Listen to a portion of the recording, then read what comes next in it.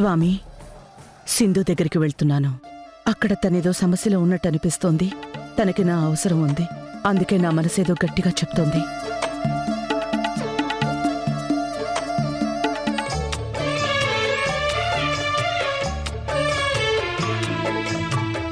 మనోవాంఛా ఫలసిద్ధిరస్తు.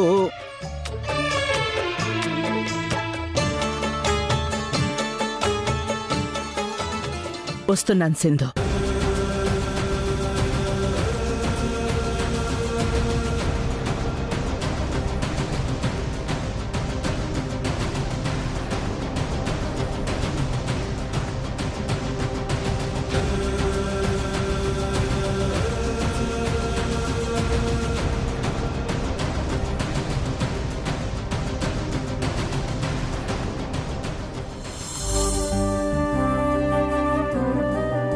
చంద్ర చనిపోయాడా?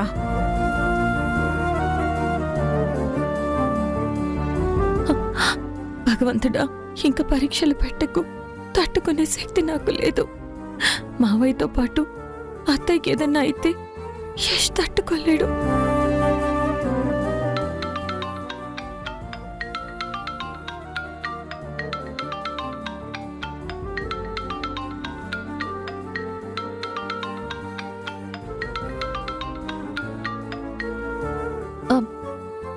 చెప్పండి డాక్టర్. సింధు గారు, డెడ్ బాడీని హాస్పిటల్లో ఇంకా ఉంచడం కరెక్ట్ కాదు మేడం. మాకు కూడా కొన్ని రూల్స్ ఉంటాయి. త్వరగా వచ్చి తీసుకెళ్ళడానికి ఏర్పాట్లు చేసుకోండి మేడం. ప్లీజ్ డాక్టర్, నాకు కొంచెం టైం ఇవ్వండి. ఇంట్లో పరిస్థితులు అస్సలు బాలేవు. మా వాళ్ళకి ఈ విషయం చెప్తే వాళ్ళు తట్టుకోలేరు. భాగ్యం, ప్రాబ్లమ్స్ అన్నీ సాల్వ్ అయిపోయాయి. ఈ ప్రాజెక్ట్ గనక మొదలైతే మనల్ని నమ్ముకున్న ఇన్వెస్టర్స్ అందరికీ న్యాయం జరుగుతుంది. వాళ్ళందరి కళ్ళల్లో ఆనందం చూడొచ్చు. తప్పకుండా అదే జరుగుతుంది. సరే, నేను ఇప్పుడే వస్తాను.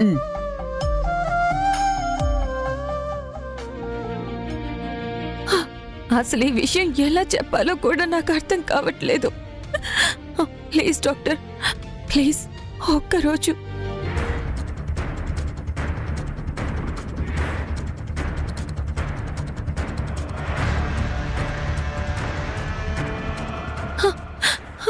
ప్లీజ్ డాక్టర్, అన్నిసార్లు డెడ్ బాడీ అని అనకండి.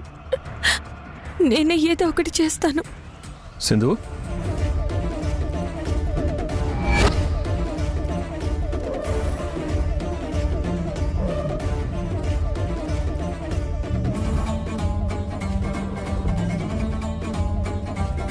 ఏంటి సింధు, ఎవరితోనో మాట్లాడుతున్నావు? ఏదో డెడ్ బాడీ అంటున్నావు, టెన్షన్ పడుతున్నావు. అసలు ఎవరి గురించి మాట్లాడుతున్నావు? యష్, అది మన ప్రాజెక్ట్లో డబ్బులు పెట్టిన వాళ్ళల్లో ఒకరు ఫోన్ చేశారు. మేము పెట్టిన పెట్టుబడి టైంకి రాకపోతే మా బతుకులు రోడ్డున పడతాయి, మా డెడ్ బాడీలు శ్మశాన వాటికి వెళ్తాయని చాలా భయపెడుతున్నారు. అందుకే వాళ్ళకి ధైర్యం చెప్తున్నాను. వాళ్ళ కోసమే కాదు సింధు ఇంత రిస్క్ తీసుకుంటున్నావు. అయినా వాళ్ళు ఎందుకంత భయపెడుతున్నారు సింధు? నేను ప్రాణాలతో ఉండగా ఒక్క పైసా కూడా పోదని చెప్పు. వాళ్ళ సమస్యలన్నీ పరిష్కారం కాబోతున్నాయని కూడా చెప్పు. పోనీ నన్ను మాట్లాడమంటావా? నాకు ఫోన్ చేసి ఇవ్వు. ఎందుకు? నేను చెప్పాను, పర్లేదు.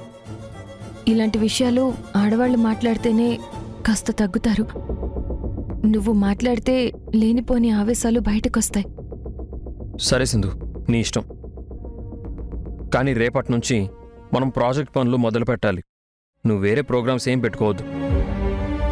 ముందు మన ఇన్వెస్టర్స్ అందరినీ పిలిచి ఒక పెద్ద మీటింగ్ పెడదాం, సరేనా?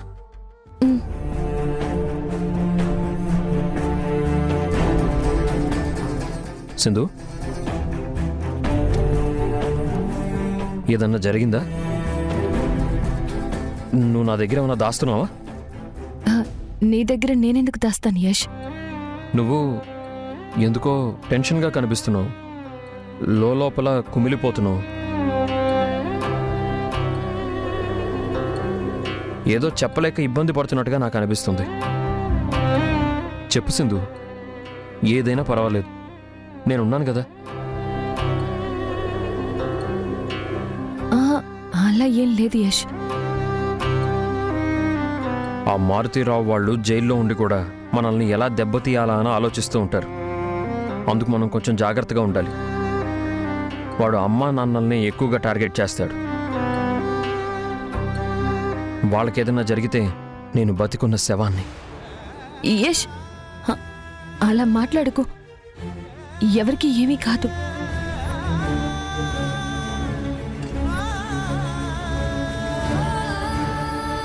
వాడు అమ్మా నాన్నల్ని ఎక్కువగా టార్గెట్ చేస్తాడు.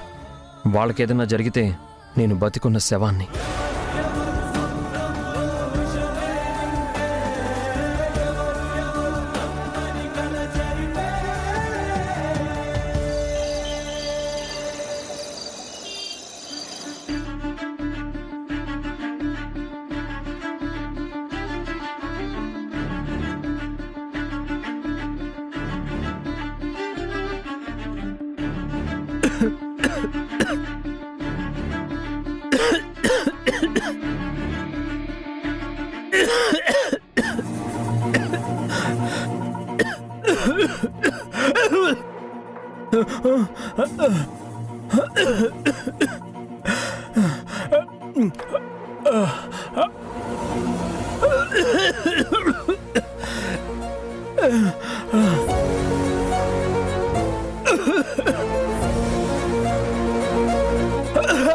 ఆరాధ్య, అమ్మ ఆరాధ్య, ఫ్రిడ్జ్ నుంచి కాస్త నీళ్ళు ఇవ్వమ్మా.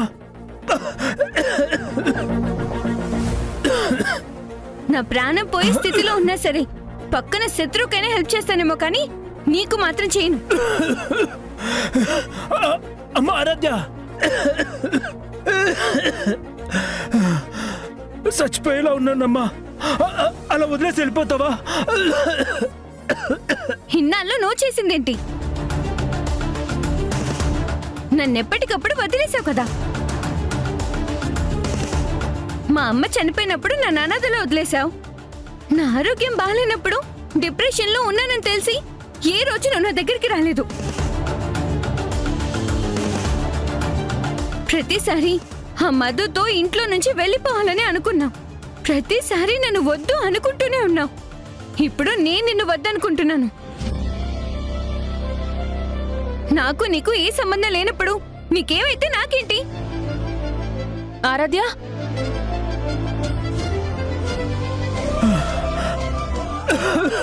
తేజ, ఇదిగో.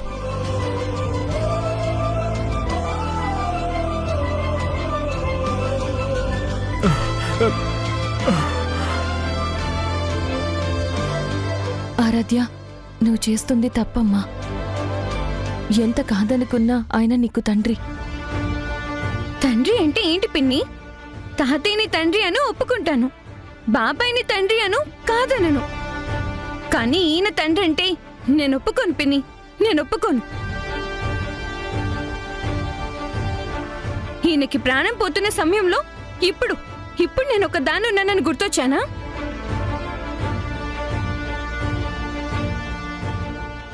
తన నోటి నుంచి ఆరాధ్య అని పేరు పిలవడం విని కూడా కొన్ని సంవత్సరాలైంది పిన్ని. తను పిలిస్తే నాకు కొత్తగా ఉంది. ఈయన నా దృష్టిలో తండ్రి కాదు కదా, కనీసం మనిషి కూడా కాదు.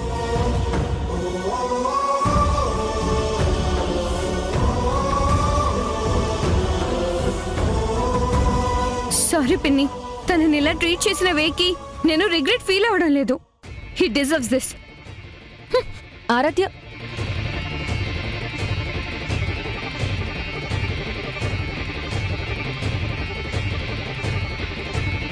నువ్వేం సాధించావు తేజ? నువ్వేం సాధించావు?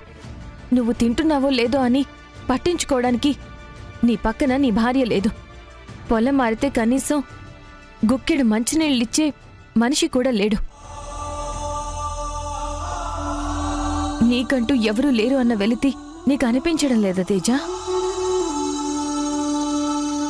అంటే నువ్వు చంద్రశేఖర్ దమయంతి గారి పెద్ద కొడుకువి. నీ రక్తంలో ఉన్నది ఈ వంశ గౌరవం. ఆ బంధం నువ్వు వదులుకుంటే పోయేది కాదు తేజ.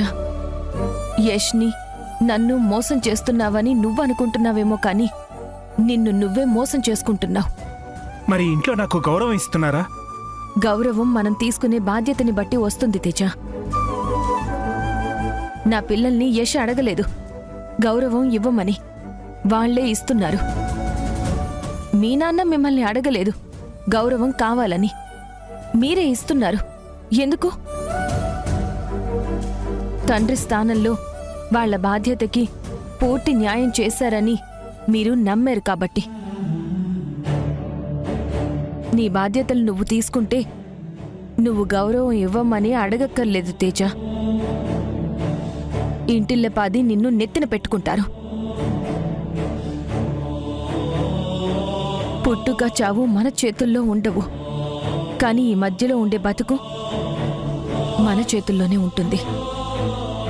మనం ఎదుటివాడికి చేసే సాయమే మన పాడె మొయ్యడానికి ఒక నలుగురు మనుషులు వచ్చేలా చేస్తుంది. ఆ నలుగురిని కూడా నువ్వు సంపాదించుకోలేకపోతే ఎలా తేజ? ఇవాళ మంచినీళ్ళు ఇవ్వడానికే మనిషి లేడు. రేపు నువ్వు పోతే కనీసం కన్నీళ్లు పెట్టడానికి ఎవరైనా వస్తారా? మావయ్య ఎన్నోసార్లు నీ గురించి బాధపడేవారు, ఎంతో బాధపడేవారు. నువ్వు మారతావని ఆశపడ్డారు, కానీ నువ్వు మారలేదు. ఆ మధు మారలేదు. ఆ దేవుడి దయ వల్ల మా పిల్లలు క్షేమంగా వచ్చారు. పోయిన డబ్బు వచ్చింది. యష్ కేసు నుంచి బయటపడతాడు. అంతా బాగుంటుంది. కానీ ఆఖరికి ఈ వంశంలో పెద్ద కొడుకువైన నువ్వు మాత్రం ఒంటరిగా మిగిలిపోతావు. ఇప్పుడు నేను చెప్పేది నీకు అర్థం కాకపోవచ్చు, కానీ నువ్వు ఒంటరిగా నిలబడి ఏడ్చే రోజున ఈ మాటలు నీకు ఖచ్చితంగా గుర్తొస్తాయి. ఈలోపే బాధ్యత తీసుకో తేజ, అడుక్కోకు.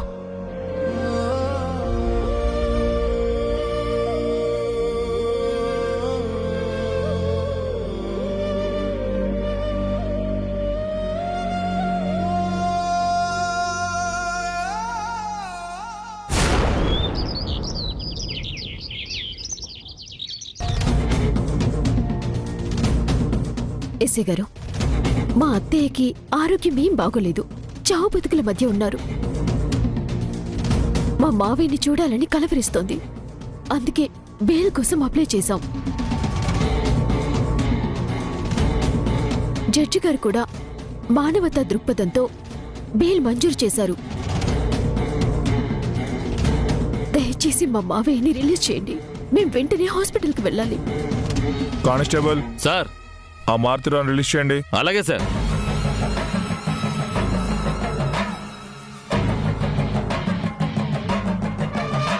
బెయిల్ వచ్చింది, రండి సార్. పద. మీకు కాదు, ఇతనికి. మీరు పదండి.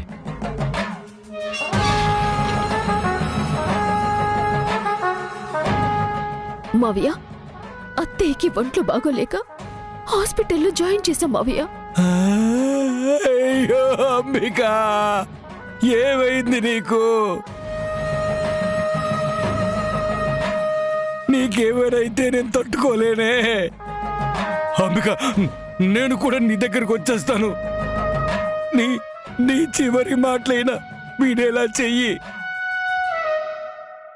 అమ్మ మధు, మీ అత్తయ్యకి ఏమైందమ్మా? నిజం చెప్పమ్మా, తనకేమైతే నేను బతకలేను. ఇంట్లో ఇదే డ్రామా జరుగుతోంది, ఇక్కడ ఇదే. మావయ్య, నువ్వేం కంగారు పడకు మావయ్య, వెళ్దాం పద. పదమ్మా, వస్తున్నాను అంబిక నీ దగ్గరికి. ఆగండి. మీరు బెయిల్ మీద వెళ్తున్నారు. కొన్ని రూల్స్ ఉన్నాయి. పొద్దున్న సాయంత్రం స్టేషన్కి వచ్చి సంతకం చేయాలి. అలానే మీరు చెప్పే వరకు ఊరు దాటకూడదు. నేను మా ఆవిడున్న హాస్పిటల్లోనే ఉంటాను. మీరు అరెస్ట్ చేయాలనుకుంటే అక్కడికే వచ్చి అరెస్ట్ చేయండి. ఇక నేను వెళ్ళొచ్చా సార్? వెళ్ళండి. అంబికా!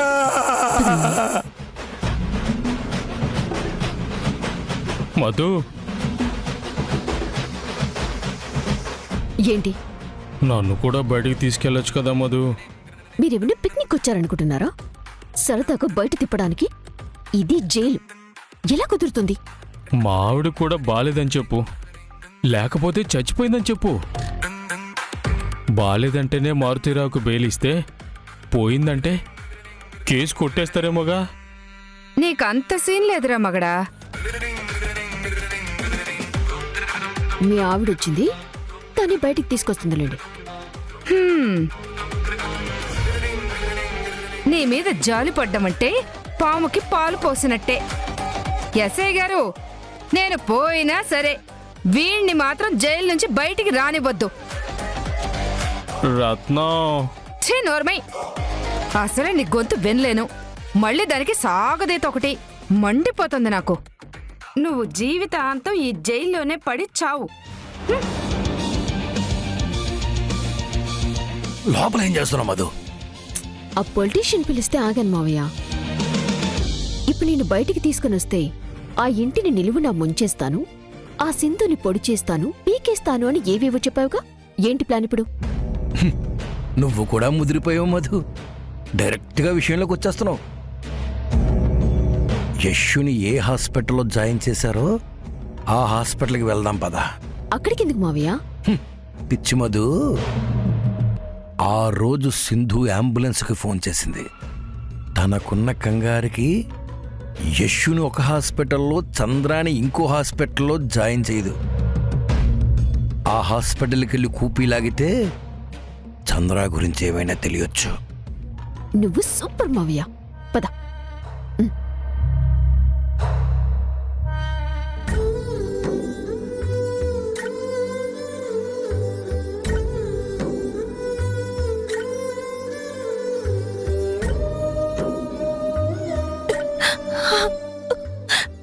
నాకేం చెయ్యాలో అర్థం కావడం లేదు మావయ్య. మీ చావు గురించి అత్తయ్యకి చెప్తే తట్టుకోలేరు.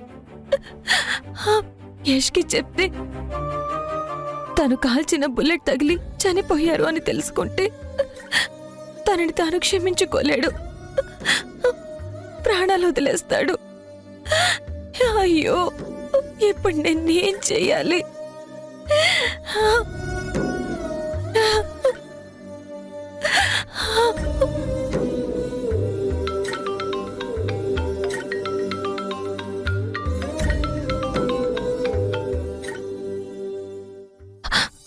చెప్పండి డాక్టర్. సింధు గారు, చంద్ర గారి బాడీ ఇంకా హాస్పిటల్లోనే ఉంది. మీరింకా ఏ నిర్ణయం తీసుకోపోతే ఎలా మేడం? బాడీని ఇలాగే ఎక్కువ రోజులు మార్చురీలో ఉంచలేము. త్వరగా డీకంపోజ్ అయ్యే అవకాశం ఉంది మేడం. ప్లీజ్ మేడం, వెంటనే వచ్చి తీసుకెళ్ళండి మేడం. లేదు డాక్టర్, నేను ఆలస్యం చేయను. ఇప్పుడే బయలుదేరి వస్తున్నాను. నాకు కొంచెం టైం ఇవ్వండి. Okay madam.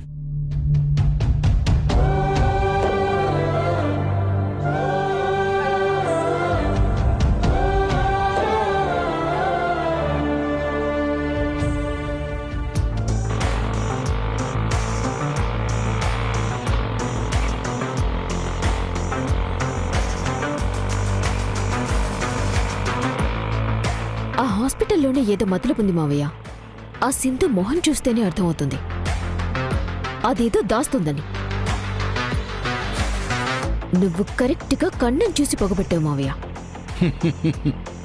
అనుభవం తల్లి. ఏ ఎలక ఏ కన్నంలో ఉంటుందో దాన్ని ఎలా పట్టుకోవాలి అని తెలుసుకున్న అనుభవం. ఆ చంద్రగాడు ఏమయ్యాడో ఇవాళ తేలిపోవాలి.